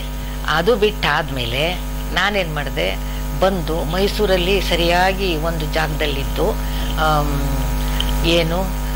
ಒಂದು ಸಮಾಜ ಸ್ಥಾಪನೆ ಮಾಡಿದೆ ನಾನೇ, ಪ್ರಿಯದರ್ಶಿನಿ ಮಹಿಳಾ ಸಮಾಜ ಅಂತ. ಅದರಿಂದ ಬರೀ 10 ರೂಪಾಯಿ ಕಲೆಕ್ಟ್ ಮಾಡಿ ಫೀಸು ಮೆಂಬರ್ಸ್ ಮಾಡಿ, ಅದರಲ್ಲಿ ಎಷ್ಟೋ ಸಾಂಸ್ಕೃತಿಕ ಕಾರ್ಯಕ್ರಮ ಮತ್ತು ಜಾಬ್ ಓರಿಯೆಂಟೆಡ್ ಕೋರ್ಸಸ್ಗಳು ಅದೆಲ್ಲ ಮಾಡಿಸಿ ಅದರಲ್ಲಿ ನಡೆಸಿದ ಮೇಲೆ ನಾವು ಒಂದು ಏರಿಯಾದಿಂದ ಇನ್ನೊಂದು ಏರಿಯಾಕ್ಕೆ ಮನೆ ಕಟ್ಕೊಂಡು ಬಂದಾಗ ನನಗೆ ಹೋಗಿ ನಡೆಸೋದು ಕಷ್ಟ ಆಯಿತು. ಅದನ್ನು ಬಿಟ್ಕೊಟ್ಬಿಟ್ಟು ನಾನು ಮನೆಯಲ್ಲೇ ಕುವೆಂಪು ಸಾಂಸ್ಕೃತಿಕ ಪ್ರತಿಷ್ಠಾನ ಅಂತ ಮನೆಯಲ್ಲೇ ಸ್ಥಾಪನೆ ಮಾಡಿದೆ ಇನ್ನೊಂದು. ಅದರಲ್ಲೂ ಒಳ್ಳೊಳ್ಳೆ ಅವರೆಲ್ಲ ಇದ್ದರು. ಅದು ಸ್ವಲ್ಪ ದಿವಸ ನಡೀತು. ಕಾರಣಾಂತರದಿಂದ ಅದು ಬಿಟ್ಟ ಮೇಲೆ ನಾನು ಏನಾದರೂ ಅಷ್ಟೊತ್ತಿಗೆ ಇಂಟ್ರೆಸ್ಟ್ ಬಂದ್ಬಿಟ್ಟಿತ್ತು. ಬರೆಯೋದು, ಚುಟುಕು ಕವಿಗೋಷ್ಠಿಗೆ ಹೋಗೋದು, ಬೇರೆಯವ್ರದ್ದು ಕೇಳೋದು. ಅಯ್ಯೋ ಅವ್ರಿಗಿನ್ನ ನಂದೇ ಚೆನ್ನಾಗಿದೆಯಲ್ಲ, ನಾನ್ಯಾಕೆ ಮಾಡಬಾರ್ದು, ನಾನ್ಯಾಕೆ ಬರಿಬಾರ್ದು ಅನ್ನೋದೆಲ್ಲ ಬಂದ್ಬಿಡ್ತು. ಆವಾಗ ಬರೆಯೋಕ್ಕೆ ಶುರು ಮಾಡ್ಕೊಂಡು ಏನು ಮಾಡಿದೆ, ಆವಾಗ ನೋಡ್ತಾ ಇದ್ದೆ ಎಲ್ಲಿಗೂ ಸೇರೋದು ಬೇಡ, ಏನಾದರೂ ಮನೇಲೇ ಮಾಡೋಣ ಅಂತ ಅಂದ್ಕೊಂಡು. ಆದರೆ ಅದು ಹೇಗೋ ಏನೋ ಯಾರೋ ಕಡೆಯಿಂದ MGR ಅರಸು ಪರಿಚಯ ಆದಮೇಲೆ ಅವರನ್ನ ನಮ್ಮನೆಗೆ ಕರೆದು ವಿಚಾರ ಮಾಡಿ ಸಾಹಿತ್ಯ ಪರ ಕೆಲಸ ಹೇಗಿದೆ, ಹೆಂಗೆ ಮಾಡ್ತೀರಾ ಅಂತ ಎಲ್ಲ ಕೇಳ್ಕೊಂಡು ಆಮೇಲೆ ಅವರು ನನಗೆ ಇನ್ವೈಟ್ ಮಾಡಿದ್ರು, ಬನ್ನಿ ಸೇರ್ಕೊಳ್ಳಿ ಅಂತ. ಸೇರ್ಕೊಂಡ್ಮೇಲೆ ನನಗೆ ಚುಟುಕು ಸಾಹಿತ್ಯ ಪರಿಷತ್ತು ಜಿಲ್ಲಾಧ್ಯಕ್ಷೆಯಾಗಿ ಮೈಸೂರಿನಲ್ಲಿ ನೇಮಕ ಮಾಡಿ ಇದುವರೆಗೂ ಅದನ್ನು ನಡೆಸ್ಕೊಂಡು ಹೋಗ್ತಾ ಇದ್ದೀನಿ. ಆ ಒಂದು ಚುಟುಕು ಸಾಹಿತ್ಯ ಪರಿಷತ್ತು ಜಿಲ್ಲೆಯಿಂದ ಸಾಹಿತ್ಯ ಬರೆಯೋ ಕೆಲಸ ಹೆಚ್ಚಾದಂಗೆ ಅರಸೋರು ಇನ್ನೂ ಜಾಸ್ತಿ ಎನ್ಕರೇಜ್ ಕೊಡೋದು, ಬರೆಸ್ರಿ, ಬೇರೆಯವ್ರಿಗೆ ಕರೆದು ಕವಿಗೋಷ್ಠಿ ಮಾಡಿ, ಇಂಥವೆಲ್ಲ ಅಡ್ವೈಸ್ ಮಾಡಿ ಅವು ಏನಾಗೋಯ್ತು, ಬೇಕಾದಷ್ಟು ಇಂಟ್ರೆಸ್ಟ್ ಆಗಿ ಕೆಲಸಗಳು ಚೆನ್ನಾಗಿ ನನಗೆ ಸಿಕ್ತು. ಬಟ್ ಇಂಟ್ರೆಸ್ಟ್ ಆಗಿ ಮಾಡ್ತಿದ್ದೆ ಸಾಹಿತ್ಯ ಕೆಲಸ ಅಲ್ವಾ, ಸೊ ಮಾಡ್ತಾ ಇದ್ದೆ. ಅದೇ ಟೈಮಲ್ಲಿ ನಾನು ಬಂದಿದ್ದ ಟೈಮಲ್ಲೇ ಶಿವರಾತ್ರೀಶ್ವರ ಮಹಿಳಾ ಸಮಾಜದಲ್ಲಿ, because my husband is employ JSS, ಅದರಿಂದ ನನ್ನನ್ನು ಗುರುತಿಸಿ ಅಲ್ಲಿನೂ ಸೇರಿಸ್ಕೊಂಡ್ರು ವೈಸ್ ಪ್ರೆಸಿಡೆಂಟ್ ಆಗಿ. ಸೊ ಹಾಗೆ ಅಲ್ಲೂ ಕೆಲಸ ಮಾಡ್ತಿದ್ದೀನಿ, ಇವತ್ತಿಗೂ ಇಲ್ಲೂ ಮಾಡ್ತಾ ಇದ್ದೀನಿ. ಬಟ್ ಬೇಕಾದಷ್ಟು ಸಾಹಿತ್ಯ ಸೇವೆ ಮಾಡಿದ್ದೀವಿ. ಬೇಕಾದಷ್ಟು ಪುಸ್ತಕಗಳಲ್ಲಿ ಯಾರು ಪುಸ್ತಕ ಮಾಡೋಕ್ಕಾಗಲ್ವೋ ಅಂಥವ್ರ ಕೈಲಿ ಬರೆಸಿ ನಾನೇ ಪುಸ್ತಕ ತಂದಿದ್ದೀನಿ, ಸಂಕಲನ. ಎಲ್ಲರೂ ಬರೆದಿದ್ದು, ಎಲ್ಲ ಕವಿಗಳು ಬರ್ತಿದ್ದನ್ನ ಚುಟುಕು ಸಂಕಲನ ಅಂತ ಮಾಡಿದ್ದೀನಿ. ಆಮೇಲೆ ದೊಡ್ಡ ಕವಿಗಳ ದೊಡ್ಡರಂಗೇಗೌಡ್ರದ್ದು, ಆಮೇಲೆ CPK ಅವ್ರದ್ದೆಲ್ಲ ಚುಟುಕು ಸಂಕಲನ ತಂದಿದ್ದೀನಿ. ಆಮೇಲೆ ಇವಾಗ ಪುನೀತ್ ರಾಜ್ಕುಮಾರ್ದು 300 ಜನ ಬರೆದಿರೋದೊಂದು ಚುಟುಕುಗಳು ಸಂಕಲನ ತಂದಿದ್ದೀನಿ. ಅದು ತುಂಬ ಚೆನ್ನಾಗಿ ಬರೆದಿದ್ದಾರೆ, ಎಲ್ಲರೂ ಚೆನ್ನಾಗಿ ನಡೀತಿದೆ. ಆಮೇಲೆ ಇನ್ನೂ ಬೇರೆ ಬೇರೆಯವರು, ನಮ್ಮ ಜಿಲ್ಲಾಧ್ಯಕ್ಷರುಗಳು, ಹೊರಗಡೆಯವರು ಯಾರಿಗೆ ನಾ ಮಾಡಿಕೊಡಿ ಅಂತ ಕೇಳ್ತಾರೋ ಅವಾಗೆಲ್ಲ ನಾನು ಮಾಡಿಕೊಡ್ತಿದ್ದೆ. ಸೊ ಹಾಗಾಗಿ ಚುಟುಕು ಸಾಹಿತ್ಯ ಕೆಲಸಗಳೂ ಹೆಚ್ಚಾಗಿವೆ. ಬೇರೆ ಕರ್ನಾಟಕದಲ್ಲಿ ಆಲ್ ಓವರ್ ಕರ್ನಾಟಕ, ಅಂದರೆ ಇದು ಚುಟುಕು ಅಲಕ್ಷಿತವಾಗಿದ್ದ ಚುಟುಕು ಸಾಹಿತ್ಯವನ್ನು MGR ಅವರು ಮುಂದೆ ಬರಂಗೆ ಜಾಸ್ತಿ ಎಲ್ಲರೂ ಬರೆಯಂಗೆ ಮಾಡಿದ್ರು. ಸೊ ಅವ್ರ ಜೊತೆಲಿರೋದ್ರಿಂದ ನಾನು ಸಹಿತ ಅದೇ ದಿಕ್ಕಿನಲ್ಲಿ ಕೆಲಸ ಮಾಡಿ ಪುಸ್ತಕಗಳು ತಂದಿದ್ದೀನಿ, ಬೇಕಾದಷ್ಟು ಕಾರ್ಯಕ್ರಮಗಳನ್ನು ಮಾಡಿದ್ದೀನಿ. ನಿಮ್ಮ ಚುಟುಕು ಕಾರ್ಯಕ್ರಮಗಳಿಗೆಲ್ಲ MGR ಅವರು ಮಾರ್ಗದರ್ಶನ ಡೆಫಿನೆಟ್ಲಿ ಹೇಳ್ತಾರೆ, ಐಡಿಯಾ ಕೊಡ್ತಾರೆ. ಆಮೇಲೆ ಅದ್ರ ಜೊತೆಗೇನೆ ಕೌಸ್ತುಭ ಅಂತ ನಂದು ಮಾಸಪತ್ರಿಕೆ ಇದೆ. ಅದು ನಾನು ಬಂದಾದ್ಮೇಲೆ ಒಂದು ಫ್ಯೂ ಇಯರ್ಸ್ ಆದಮೇಲೆ ಅದನ್ನು ಸ್ಟಾರ್ಟ್ ಮಾಡಿದ್ಮೇಲೆ ಅದರಲ್ಲಿ ಚುಟುಕು ಸಾಹಿತ್ಯಗಳ ಮುಖವಾಣಿ ಅಂತ, ಬರೀ ಚುಟುಕು ಬರೆಯೋರಿಗೆ ಹೆಚ್ಚು ನಾವು ಇಂಟ್ರೆಸ್ಟ್ ಕೊಟ್ಟು ಅವ್ರದ್ದು ಹಾಕೋದು, ಮತ್ತು ಎಲ್ಲೆಲ್ಲಿ ಕಾರ್ಯಕ್ರಮ ಆಗುತ್ತೋ ಕರ್ನಾಟಕದಲ್ಲಿ ಬೇರೆ ಬೇರೆ ಜಿಲ್ಲೆಯಲ್ಲಿ ಆಗಿದ್ದು ಕಾರ್ಯಕ್ರಮಗಳು, ಅದ್ರ ವಿಷಯ ಬರೆಯೋದು. ಸೊ ಈ ಥರ ಎಲ್ಲ ಮಾಡಿಕೊಂಡು ನನ್ನ ಪತ್ರಿಕೆ ಸುತ್ತೂರು ಶ್ರೀಗಳು ಬಿಡುಗಡೆ ಮಾಡಿದ್ರು. ಇವಾಗ 16 ವರ್ಷ ಆಯಿತು ಅದಕ್ಕೆ. ಸೊ ಅವರು ಇದು ಮಾಡಿಕೊಟ್ಟಿದ್ದು. ಆಮೇಲೆ ಇದೇ ಟೈಮಲ್ಲಿ ಚುಟುಕು ಸಾಹಿತ್ಯ ಪರಿಷತ್ತಿಂದ ಒಂದು ವಿಷಯ ಹೇಳೋದು ಮರೆತುಬಿಟ್ಟೆ. ನಾವು ಕೆನಡಾದಲ್ಲಿದ್ದಾಗ ಅಲ್ಲಿನೂ ಚುಟುಕು ಕವಿಗೋಷ್ಠಿ ಒಂದ್ಸಾರಿ ಮಾಡಿದ್ದೆ. ಬಟ್ ಇಲ್ಲಿ ಬಂದು ಮತ್ತೆ ಅಲ್ಲಿಗೆ ವಿಸಿಟ್ ಹೋದಾಗ ನನಗೆ ಒಳ್ಳೆಯ ಅವಕಾಶ ಏನು ಅಂದರೆ, ಅಕ್ಕ ಸಮ್ಮೇಳನದಲ್ಲಿ ನಮ್ಮ ಚುಟುಕು ಸಾಹಿತ್ಯ ಪರಿಷತ್ತಿನ ಬ್ಯಾನರ್ ಹಿಡ್ಕೊಂಡು ಮೆರವಣಿಗೆ ಹೋಗೋ ಅಂಥದ್ದು ಒಂದು ಸಂದರ್ಭ ಸಿಕ್ತು. ಅಲ್ಲಿ ಪ್ರಚಾರ ಆಯಿತು. ಆಮೇಲೆ ನಮ್ಮ ಫ್ರೆಂಡ್ ಮನೇಲಿ ಅಲ್ಲಿ ಒಂದ್ಸರಿ ಚುಟುಕು ಕವಿಗೋಷ್ಠಿ, ಇನ್ನೊಂದ್ಸರಿ ಅಲ್ಲಿ ಕನ್ನಡ ಸಂಘದಲ್ಲಿ ಇನ್ನೊಂದು ಕವಿಗೋಷ್ಠಿ, ಅದನ್ನು ನಾನು ಮಾಡಿದ್ದೀನಿ. ಸೊ ಎಲ್ಲರಿಗೂ ಗೊತ್ತಿದೆ, MGR ಮುಖ ಬ್ಯಾನರಲ್ಲಿ ನೋಡ್ತಿದ್ದಂಗೆ ಎಷ್ಟೋ ಜನ ಓಡ್ ಬಂದು ಮಾತಾಡ್ಸಿದ್ರು, ಇವ್ರು ಮೈಸೂರಿನವರಲ್ವಾ ಅಂತ ಪರಿಚಯದವರು. ಸೊ ಹೀಗೆ ಈ ಸಾಹಿತ್ಯ ಪರ ಕೆಲಸ ಈ ಥರ ನಡೀತಾ ಇದೆ. ಹಾಗಿದ್ರೆ ನಿಮ್ಮ ಈ ಚುಟುಕು ಸಾಹಿತ್ಯದ ಕಾರ್ಯಕ್ರಮಗಳನ್ನೆಲ್ಲ ಗಮನಿಸಿ ನಿಮಗೆ ಚುಟುಕು ಸಿರಿ ಪ್ರಶಸ್ತಿಯನ್ನು ಕೊಡಲಾಗ್ತದೆ. ಹೌದು ಸರ್, ಅದರಿಂದನೇ ನನಗೆ ಕೊಟ್ಟಿದ್ದು. ರೋಟರಿ ಉತ್ತರದವರು ನನ್ನ ಕಾರ್ಯ ಈ ಕೆಲಸಗಳನ್ನೆಲ್ಲ ನೋಡಿ ಚುಟುಕು ಸಿರಿ ಅಂತ ಟೈಟ್ಲ್ ಕೊಟ್ಟು ನನಗೆ ಸನ್ಮಾನ ಮಾಡಿ ಪ್ರಶಸ್ತಿ ಪ್ರದಾನ ಮಾಡಿದ್ರು. ಮತ್ತು ಇನ್ನೊಂದು ವಿಷಯ ಹೇಳಬೇಕು ಅಂದರೆ, ಇದೇ ಟೈಮಲ್ಲಿ ರೀಸೆಂಟಾಗಿ 2 ವರ್ಷದಲ್ಲಿ ಕನ್ನಡ ಸಂಘ, ಕನ್ನಡ ಸಾಹಿತ್ಯ ಪರಿಷತ್ತು ಮೈಸೂರು ಜಿಲ್ಲೆಯಲ್ಲಿ ಲೇಡೀಸ್ ವಿಂಗಲ್ಲಿ ಕನ್ನಡ ಸಾಹಿತ್ಯ ಪರಿಷತ್ನಲ್ಲಿ ಮಹಿಳಾ ಘಟಕದ ಅಧ್ಯಕ್ಷೆಯನ್ನಾಗಿ ಮಾಡಿದ್ದಾರೆ. ಅಲ್ಲೂ ಕೆಲಸಗಳನ್ನು ನಡೆಸ್ಕೊಂಡು ಹೋಗ್ತಾ ಇದ್ದೀನಿ. ಸೊ ನಾನು ಒಂದು ವಚನಾಮೃತ ಅಂತ ಒಂದು ವಚನ ಬರೆದಿದ್ದೀನಿ, ಸುತ್ತೂರು ಶ್ರೀಗಳ ಬಗ್ಗೆ ವಚನಗಳೆಲ್ಲ ಬರೆದಿದ್ದೀನಿ, ಅದನ್ನು ಹಾಡಿದ್ದಾರೆ ರಾಗ ಹಾಕಿ. ಸೊ ಈ ಥರ ಕೆಲಸಗಳು ನಡೀತಾ ಇದೆ. ಆಮೇಲೆ ಬೇರೆ ಬೇರೆ ಜಿಲ್ಲೆಗೂ ಸಹಿತ ನಾವು ಚುಟುಕು ಕಾರ್ಯಕ್ರಮಕ್ಕೆ ನಮ್ಮನ್ನು ಇನ್ವೈಟ್ ಮಾಡ್ತಾರೆ. ಆಮೇಲೆ ಇನ್ನೊಂದು ವಿಷಯ ಹೇಳಬೇಕು ಅಂದರೆ, ಶಿವರಾತ್ರೀಶ್ವರ ಮಹಿಳಾ ಸಮಾಜದಿಂದ ಕಸ್ತೂರಿಬಾ ಗಾಂಧಿ ಪ್ರಶಸ್ತಿಯನ್ನು ಕೊಡ್ತಾ ಬಂದಿದ್ದೀನಿ. ಆಮೇಲೆ ನನ್ನ ಪೇಪರು ಕೌಸ್ತುಭ ಹೆಸರಲ್ಲಿ ಕೌಸ್ತುಭ ಪ್ರಶಸ್ತಿಯನ್ನು ಯಾರು ಆಯಾ ಒಂದು ಇದರಲ್ಲಿ ಚೆನ್ನಾಗಿ ಕೆಲಸ ಮಾಡಿರ್ತಾರೋ ಅಂಥವ್ರನ್ನ ಗುರುತಿಸಿ ಅದನ್ನು ಕೊಡ್ತಾ ಬಂದಿದ್ದೀನಿ. ಈ 2 ಕೆಲಸಗಳು ನಡೀತಾ ಇದೆ. ಆಮೇಲೆ ಚುಟುಕು ಸಾಹಿತ್ಯ ಪರಿಷತ್ತು ಜಿಲ್ಲಾ ಘಟಕದಿಂದ ಸೆಂಟ್ರಲ್ ಕಮಿಟಿನವರು ಕೊಡೋ ಒಂದು ಅವಾರ್ಡ್ಗಳಿಗೆ ನಾನು ಸಹ ಕೈ ಜೋಡಿಸಿದ್ದೀನಿ. ಪ್ರಮುಖವಾದ ಪ್ರಶಸ್ತಿಗಳು ಯಾವ? ಸುಮಾರು ಬಂದಿದ್ದಾವೆ. ಅದರಲ್ಲಿ ಒಂದು ಕೆಲವುಗಳನ್ನು ಮೆನ್ಷನ್ ಮಾಡ್ತೀನಿ. ಅದರಲ್ಲಿ ಕಿತ್ತೂರು ರಾಣಿ ಚೆನ್ನಮ್ಮ ಪ್ರಶಸ್ತಿ, ಆಮೇಲೆ ರಂಭಾಪುರಿ ಪೀಠದಿಂದ ವಚನ ಸಿಂಧೂರ ಪ್ರಶಸ್ತಿ, ಆಮೇಲೆ ವಚನ ವಾರಿಧಿ, ಆಮೇಲೆ ಬಸವ ಜ್ಯೋತಿ ಪ್ರಶಸ್ತಿ. ಸೊ ಹೀಗೆ ಹಲವಾರುಗಳು ಪ್ರಶಸ್ತಿಗಳು ಬಂದಿದ್ದಾವೆ. ಜೀವಮಾನದ ಪ್ರಶಸ್ತಿಗಳೇನಾದ್ರು? ರೋಟರಿ ಸ್ಟಾರ್ಸ್ ಇಂದ ಜೀವಮಾನ ಪ್ರಶಸ್ತಿ ಸಾಧನೆಗೋಸ್ಕರ ಬಂದಿದೆ. ನಿಮ್ಮ ಪುಸ್ತಕಗಳ ಬಗ್ಗೆ ತಿಳಿಸಬಹುದಾ? ಹೌದು, ನಾನು ಕೆಲವು ಪುಸ್ತಕಗಳನ್ನು ಬರೆದಿದ್ದೀನಿ. ಕೆಲವು ಎಲ್ಲ ಚುಟುಕು ಕವಿಗಳಿಂದ ಸಂಕಲನಗಳು ತಂದಿದ್ದೀನಿ. ಆಮೇಲೆ ದೊಡ್ಡರಂಗೇಗೌಡದೊಂದು ತನಿ ತನಿ ಹಣ್ಣಿನದೊಂದು ತಂದಿದ್ದೀನಿ. ಆಮೇಲೆ CPK ಅವ್ರದ್ದೊಂದು ತಂದಿದ್ದೀನಿ. ಆಮೇಲೆ ನಾನು ಬರೆದಿರೋದು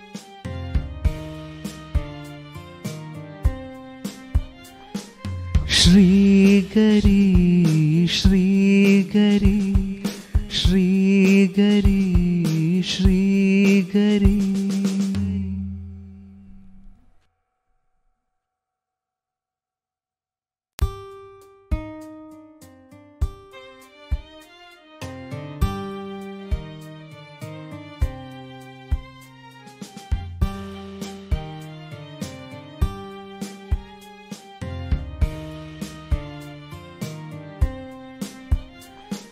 श्रीगरी श्रीगरी श्रीगरी श्रीगरी